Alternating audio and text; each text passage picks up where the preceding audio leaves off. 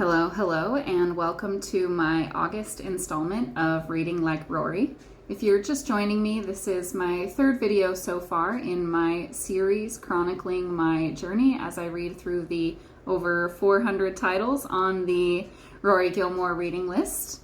And because I'm a writer and an editor myself, and because there are so many classics on the list, my focus as I'm reading and my focus in these videos here is quick takeaways that I gather from the books that I think are helpful for all the writers out there. Last month in July, I read 7 books on the list. This month in August, I read 6 plus a couple bonus books that are not on the list that I'll talk to you about at the end of the video as well. I was a little bit slower in my reading this month because I had a couple juicy Russian novels on the list that took me a little bit longer to get through. But without further ado, let's dive in and we'll chat about them. Okay, so the first book that I read this month was indeed one of those Russian behemoths, Anna Karenina by Leo Tolstoy. At its center, it's a story about passion and love and family and how those things look different for different people with different kinds of privilege in society, and how different people make different choices in order to either follow their passions or squelch their passions, I guess you could say. So yeah, one of the great things that I think writers can take from this novel, there are so many in a book like this, but we'll keep it to one or two. I think that Anna Karenina is a great example of characters making mistakes, and Tolstoy really walks that line between characters being sympathetic because they feel human, they're messing up, their decision making is flawed and biased just like anyone's decision making, and I think it's kind of a fine line between that and being really frustrating for your audience. I, for one, am very guilty of getting frustrated by characters making decisions that feel really destructive or illogical to me. And I think that some of that, you want some of that tension, but you don't want to alienate your readers. And I will say that in a lot of what I'll describe as kind of second tier romance and romantasy novels, one of the things that I get really turned off by is characters making stupid decisions, and I can kind of feel the author's hand being like, well, you have to make a mistake so that there's tension and so that we can have plot resolution later. Like, it almost feels like this is not a decision that a character would make or a person would make. This is a decision that an author is making because they want to build a story. And that's a really fine line, because you do have to build a story. You do have to build tension. You do want characters who are sympathetic and who feel human. And Tolstoy is really a master of it. Anna is a very tragic instance of this, but Anna's passions really drive her to make some powerfully independent and sort of modern decisions for herself in a society that didn't have space for them. And at the same time, they lead to her destruction and severe alienation and depression throughout the novel. And she just feels, to me, so sympathetic and so compelling, even as you're kind of watching her blunder through a hard situation that she could have made easier on herself. So that is one takeaway. And the other quick takeaway that I wanted to mention is, as I said before, this novel does have quite a large cast of characters, but it has 2, I would say, main protagonists, Anna and Levin. And I think Tolstoy does a really great job of balancing their stories. Their narratives are kind of told in parallel to each other, and they overlap. They move in the same circles in society, but the two of them aren't... it's not like they're both the protagonists because they're involved with each other or their storylines are completely on top of each other. They're kind of parallel storylines. in the same circles, but having the two of them gives two really differing perspectives on that social circle and on the situations that both of them are in. You kind of get dialogue and perspectives from two different sides. So anyway, I think it's a really nice balance that he strikes, and a really challenging one, I would say. So if anyone is trying to write that kind of story or use that kind of narrative perspective in their novels, Anna Karenina would be an excellent reference for you.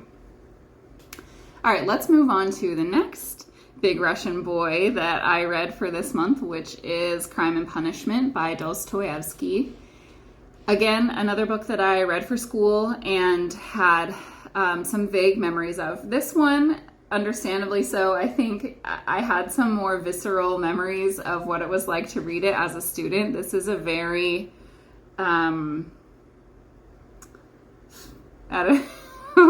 what words does one even use to describe this novel? Especially reading it as a high school girl in suburban Utah.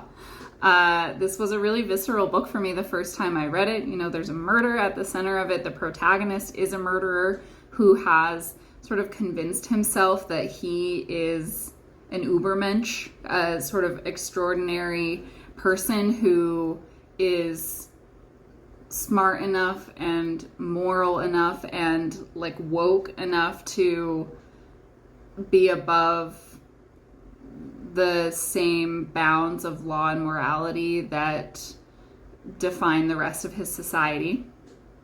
And it's a really, really internal book, even using some stream of consciousness narrative moments, although the entire novel is not written in stream of consciousness. So I had some memories of being shaken by it, and I think it was probably one of the first novels that I read my first time through as a student, where it wasn't just kind of like a straightforward narration that was pretty easy to follow. You know, you have to focus and, you know, kind of be along for the ride with a character whose mental state is really deteriorating. I think that my main takeaway for, you know, writers of today for this novel is how philosophy and fiction really intersect in this novel. So I think if you are a writer who wants to explore ethical or philosophical questions through your fiction, this is an excellent case study in one way that might be done.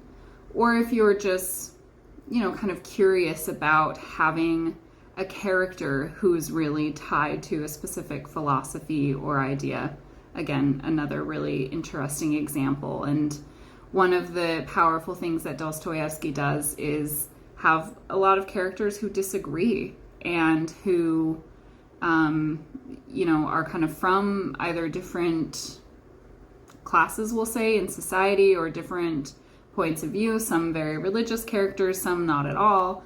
And they all, you know, Raskolnikov and his actions and his perspective are kind of the core of the novel. And then there's sort of this cast of characters around it, informing it and interrogating it. So this really is a philosophical meditation in the form of a novel.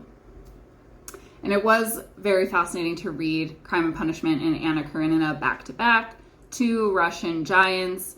Crime and Punishment is set, I would say, in the 60s, 1860s, and Anna Karenina is set a little bit later, maybe the 70s or 80s. So it's also a very interesting study in the evolution of Russian society. That was a period of great change in many places in the world, but especially in Russia, as the country became more industrialized, as they did away with traditional serfdom and the role of the nobility, and especially important for Anna Karenina, the relationship between the nobility and the land that they owned was really changing, and the upper class was becoming much more urban and much more separated from the agricultural, from their land and their agricultural holdings, and the work that continue to feed their welfare, becoming more and more separated from that. So also fun if anyone is looking to read both of these novels. It is really interesting to read them in close proximity to each other. I like my D20 earrings. A friend got these for me. Okay, we'll move past the Russians, but before we do, I wanted to take a moment for a quick tangent and a quick book recommendation that is not on the list, but is in support of my tangent here. So one of the main reasons that I was so excited to do this kind of reading challenge or this kind of list is because it's so exciting to me to read a group of books that may not otherwise be paired together, or that I might not seek out on my own, and through the process of reading those books, discover the conversations that they're having with each other and the way they're building on each other, or playing with different sides of technique or a genre or a theme. The list can go on, but it's really a fascinating experience. Hang on, my notes just minimized. And this month especially, and I'll kind of point it out as I talk about the rest of the books, but this month especially, I was really delighted actually to read book after book and find myself thinking, wow, there are a lot of themes that these books share. And although these books are also different, there are some similarities in how they're pushing genre boundaries, and reading one book made me think back on the other books and, reflect in ways that I wouldn't have otherwise. So that's just like one of the great pleasures of consuming lots of any kind of art, and in my case, books. And it reminded me of one of the favorite points that is made in a beloved book of mine called, a book that I love, and this is not my book, but In Praise of Good Bookstores. So, and also, like, look at this. It's a little sun faded because I have it always like prominently displayed on my shelves, but I love this package. And I bought this one at the Strand in New York, so it's even more special to me. But one of the points that the author makes in this book, this book is, as you might imagine, a nonfiction kind of study and celebration of what a bookstore is, what a bookstore does for a community, and the ways that people have historically built good bookstores and what makes a good bookstore. So one of my favorite points in there is, there's this whole section about how people organize bookstores, and not just how they like curate their collection and buy the books, but how they're organized. And I revisited it before I did my bookshelf reorganization as well. But there's this amazing point in there about how, like, organic, spontaneous discovery and connection is one of the beautiful things about browsing a bookstore, and especially a bookstore that has been organized with a lot of thoughtfulness and a lot of creativity. So if you just step into one of the great bookstores of the world and give yourself an hour to walk around, you might see sitting next to each other on the shelf, or, across from each other in the aisle or whatever, two books that both sing to you, two books that you would never have found otherwise, two books that you would never have paired together. And that sense of discovery and that awareness of the depth of literature and the massive ongoing sort of eternal conversation that is literature is just freaking magic. And I have had so much fun this month reading, and it made me feel young again. And look, it's making me tear up. That's how magic it is. So there's my tangent. And I already, kind of talked about how Anna Karenina and Crime and Punishment are speaking to each other. And that's maybe a little bit more of an obvious pairing. Those might be easily two books that you might read back to back in a semester literature course. But some of the others that we're going to discuss today aren't. And yet they really awaken each other in fascinating ways. So there's my philosophical, sappy tangent about the beauty of writing for today. Okay, the next book I read this month is a 5-star rating for me. That is Angela's Ashes by Frank McCourt. I actually listened to this one based on a recommendation from a bookseller. I went to the bookstore to purchase it and was chatting with the bookseller, and they asked me if I had heard the audiobook because I'm sure there's multiple versions, but Frank McCourt, the author, narrated one of the versions, and this bookseller said, you've got to listen to it. It adds a whole another layer of beauty and complexity hearing him read it. So I listened to it, and I'm so happy that I did. So for those of you who don't know, Angela's Ashes is a Pulitzer Prize winning memoir by an Irish man named Frank McCourt. Well, we'll say Irish American. He was born in New York, and then in the late 20s. And so right on the cusp of the Depression. And when very hard financial times hit or deepened for his family, his parents moved back to Ireland, where they were both from. His dad was actually from Northern Ireland, but his mom was from Limerick, so they moved back to Limerick. And the memoir is largely, it covers his time in New York a little bit, but the memoir largely covers his experience growing up as a child in the slums of Limerick during the 30s. And he just has the most incredible writing style, the most lyrical, and somehow very simple, straightforward narrative voice. And one of the most incredible things about hearing him narrate it, in addition to his Irish accent, which I love, is there's a lot of songs in the book. His dad, who was an alcoholic, sang all the time, and I think also just culturally, music and kind of like rhyme, almost like nursery rhyme type things were very present throughout his childhood, and it's just a different experience hearing him like sing those out in the process of the book as opposed to reading them on a page. So I think, like I said, I gave this 5 stars. I would say this is kind of memoir at its best because the author is able to deal with really tough, heartbreaking meditation on poverty and religious extremism and alcoholism and abuse. He's able to handle them with such finesse. Like, he doesn't make light of any of his experiences, and yet the book is so funny.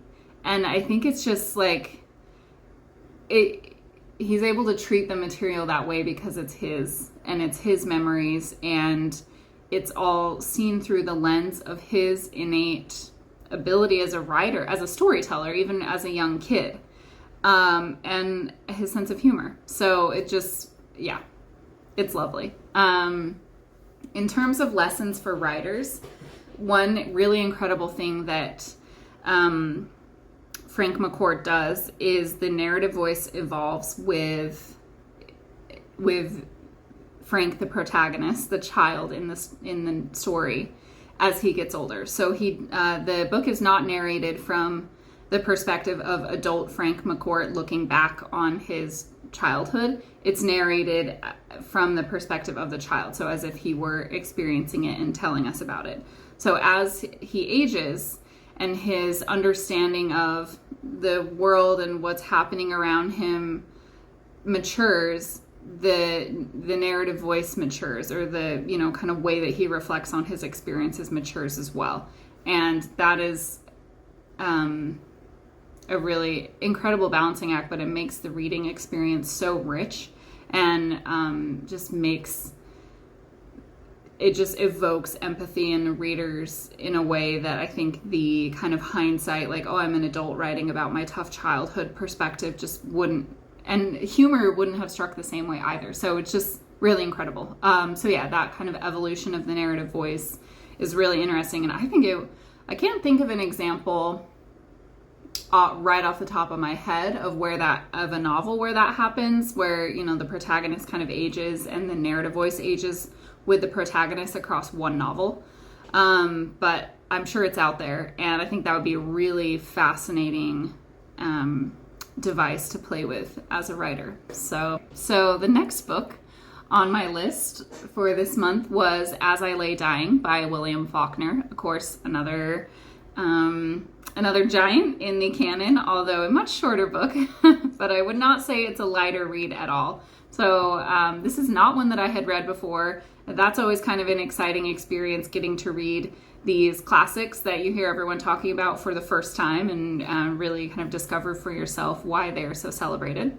If anyone else has not read this and wants to, I would definitely say this is not a binge read. This is not a quick read.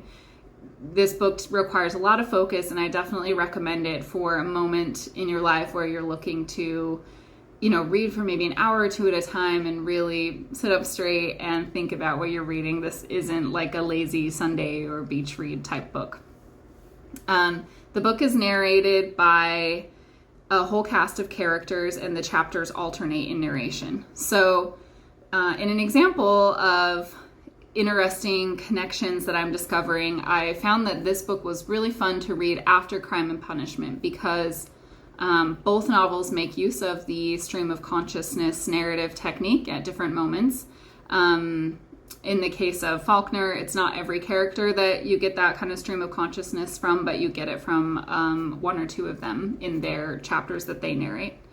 And it was just so fascinating to see how two different authors were really using a similar technique to very different ends. So in the Dostoyevski, the stream of consciousness was very clearly, the author is really wanting to chew on and meditate on big philosophical ideas, and a lot of the stream of consciousness is doing that. You're kind of like watching Raskolnikov like sit in his attic and like think about like crime and ethics and society and kind of these big issues.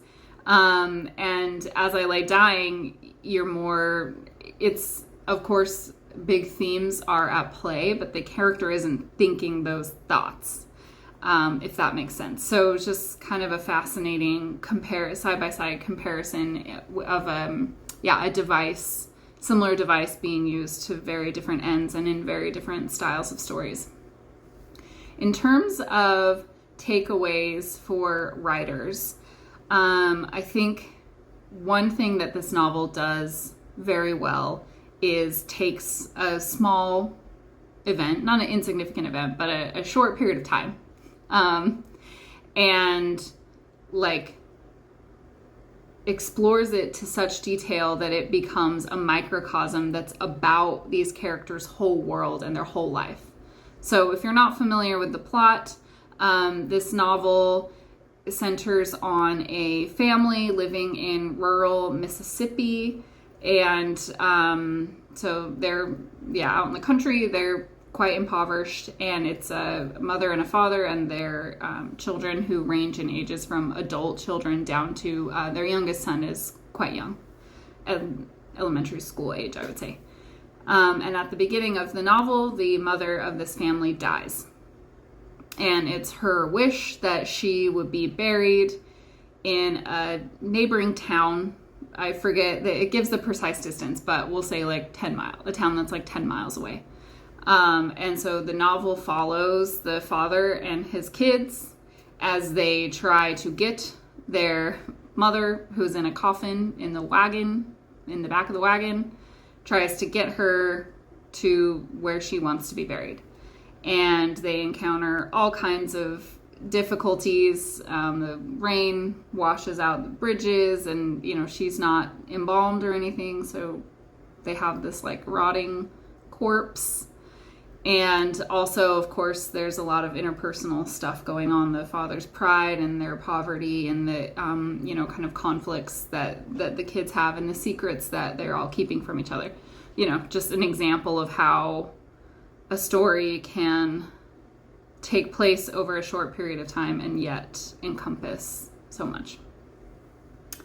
Alrighty, Roo. The next book that I read this month was the second nonfiction. So the first nonfiction was Angela's Ashes. The second nonfiction is Armies of the Night by Norman Mailer. This was my first Norman Mailer novel, and I was, as a Gilmore Girl fan, I was excited to get to Norman Mailer because I don't know if y'all remember, but he appears in the show. When they first open the Dragonfly Inn, he's like sitting being interviewed by a journalist or something about his career, and they just come day after day at lunchtime and sit in the restaurant, and they only order iced tea. And then, when they're kind of trying to take a look at their budget for the inn, they realize like, oh, we better cut lunch, it's too expensive. And Suki's like, it's Norman Mailer's fault, he never orders any food. And then they close lunch, and then Norman Mailer ends up at Luke's Diner. So yeah, that's the Norman Mailer episode. I also believe that Suki realizes she's pregnant in the Norman Mailer episode with her first child, I think, with Davy. So, spoilers, I guess, if there's a human out there who doesn't know the basic plot of Gilmore Girls.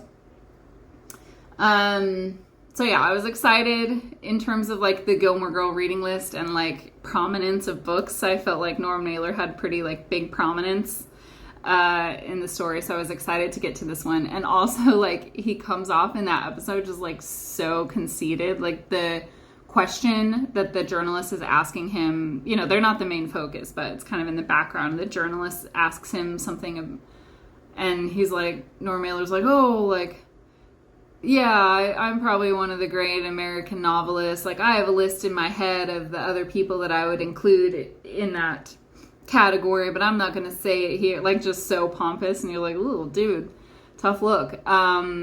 Yeah, I think that was probably spot on. Like, this book is great. He's obviously a genius, and obviously so full of himself.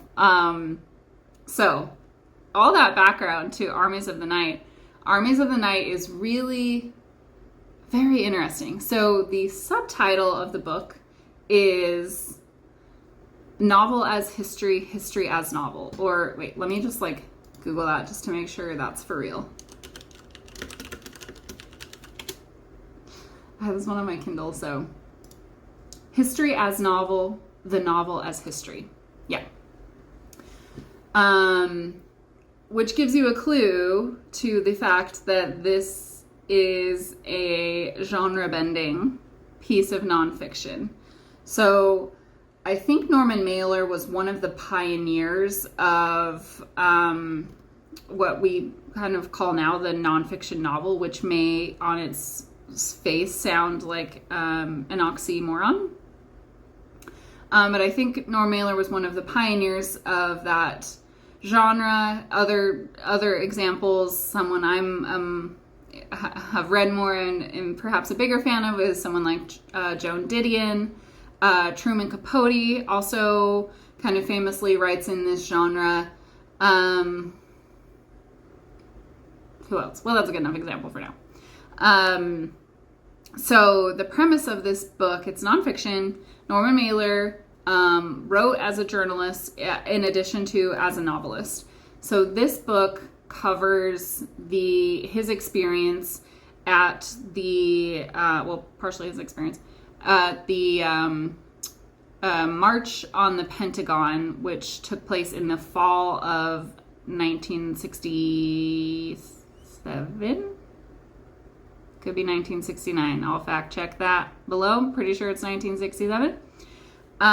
It was an anti-war demonstration against the war in Vietnam. So Mailer, kind of against his desires, sort of, he was against the war, but he wasn't really into like the protesting and stuff, but he decides to go. and he attends some like events the night before, gives a speech, goes the next day, participates in the march on the Pentagon, like intentionally gets arrested early because he wants to like go to a party later, and then spends the night in jail, blah, blah, blah. So the first portion of the novel, History as Novel, the larger portion, describes his experience. So it's nonfiction in the sense that it's true. And he, did his very best to be factually accurate. But it's about his personal experience. So he writes about himself as a character. So yeah, I guess in some ways maybe the Bernstein and Woodward book that I read last month, All the President's Men, maybe kind of took inspiration from this as well, in the sense that they also wrote about themselves as characters.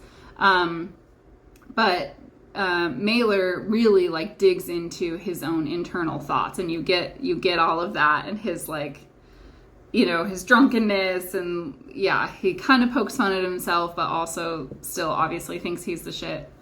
So yeah, the first section is a nonfiction account of his experience at the march, told in third person as if he were writing a novel about a character.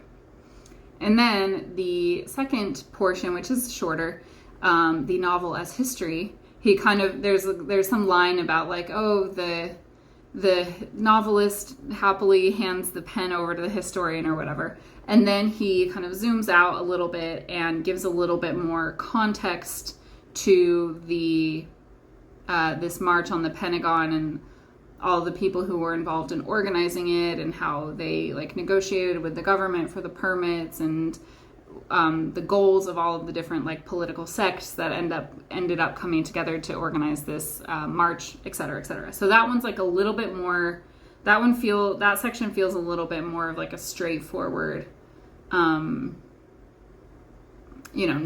It read more like a nonfiction book. So yeah, it was a fun experience. It's always fun to read something where people are kind of playing with genre. And he definitely was there. So, I think the takeaway, an obvious, phone it in kind of takeaway for writers here is using fiction techniques to write nonfiction, and, of course, vice versa. So, since I'm writing fiction myself, this kind of got me thinking about like, what are techniques that nonfiction writers or, journalists or, writers of nonfiction books use to create compelling narratives and also to communicate clearly with their readers, and what could I borrow from those techniques to make use of in a novel? So that was kind of a fun thought project.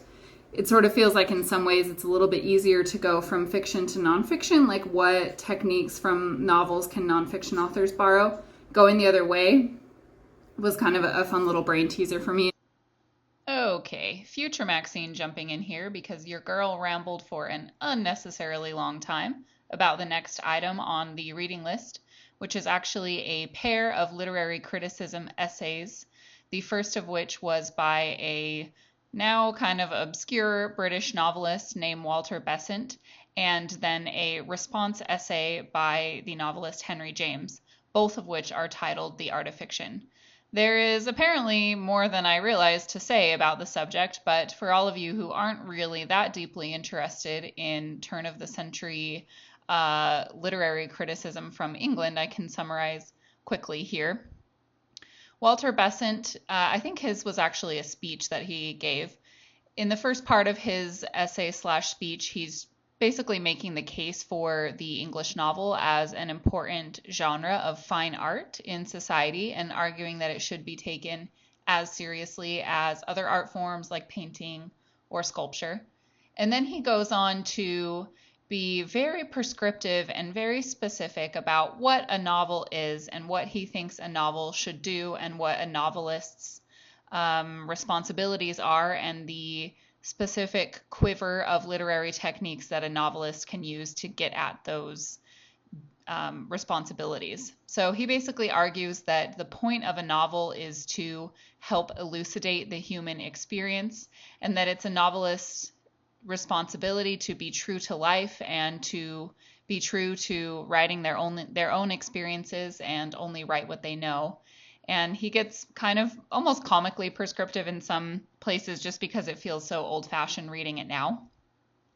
And Henry James, in response, agrees that the novel is an important form of art and says that he's happy that they're having this debate because it means that people are thinking carefully about the novel rather than sort of seeing it as this kind of lower form of like pop culture or pop entertainment. But Henry James essentially argues that the novelist should be free to experiment and that the bounds of what the novel can do and can be are broader than what his colleague Walter Besant is arguing for.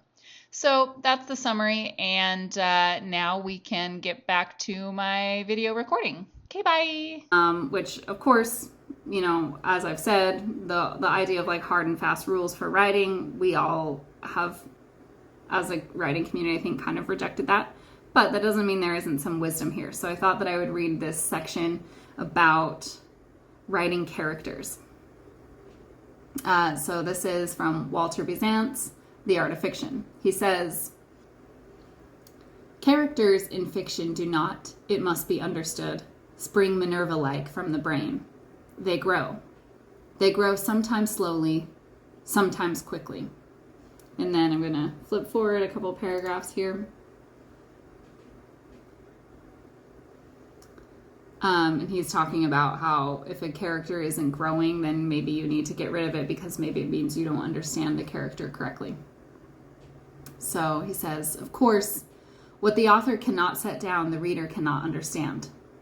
On the other hand, how possible, how capable of development, how real becomes a true figure, truly understood by the creator and truly depicted? Do we not know what they would say and think under all conceivable conditions? We can dress them as we will. We can place them in any circumstances of life. We can always trust them because they will never fail us, never disappoint us, never change, because we understand them so thoroughly." So, and yeah, maybe I'll read it a little bit further. Skipping down a little bit more. He says, "Of course, clear outline drawing is best when it is accomplished in the fewest strokes, and the greater part of figures in fiction, wherein it differs from painting, in which everything should be finished, require no more work upon them in order to make them clear than half a dozen bold, intelligible lines." So yeah, what I love his articulation of the experience of writing a character and having the character take on a life of their own and almost like do and say things that kind of surprise you, not because as the author you don't know them, but because you didn't imagine it. It's because you know your character so well that they, you know, you put them in a scene and it kind of unfolds. And I do think that that is one of the most exciting and compelling moments in writing fiction, and also a hallmark of really understanding your characters. And then again, his note at the end about drawing character in a half a dozen bold, intelligible lines, you know, kind of noting a really defining or important characteristic of your author here and there, but not needing to write down every little detail about them in a lengthy like bio at the beginning of the novel, because those few salient details are so informative, and because you know the character so well that the dialogue and their actions kind of define their character for you. So I think, you know, that's my writing lesson from this collection. It didn't happen to be from the Henry James passage section of the critical debate, but yeah, I really like that passage and wanted to share it with all y'all so you can enjoy it as well. Okay, so that is all in terms of the Rory list. So I just really quick wanted to share a couple bonuses that I read this month. The first one I mentioned last month on my to-read list for August, and I did in fact read it, which was James by Perceval Everett. Sorry I don't have hard copies of like any of my other books to hold up. I've been getting a lot of these on Kindle since they're all kind of classics. And the art of fiction was tricky to find, actually. But so yeah, this, I'm also giving this 5 stars. Highly recommend. Perceval Everett is a genius. I actually loved this, one of the blurbs on the back. The statement is, Perceval Everett is a genre. And I think that's probably true. The sharp, clear social criticism combined with a really generous sense of humor, combined with characters drafted in a few brilliant, bold strokes, or whatever Walter Beeson said in the passage I just read. All of that is Perceval Everett. So this was an amazing retelling of Huckleberry Finn from the perspective of Jim, or as he actually likes to go by, James. Yes, highly recommended.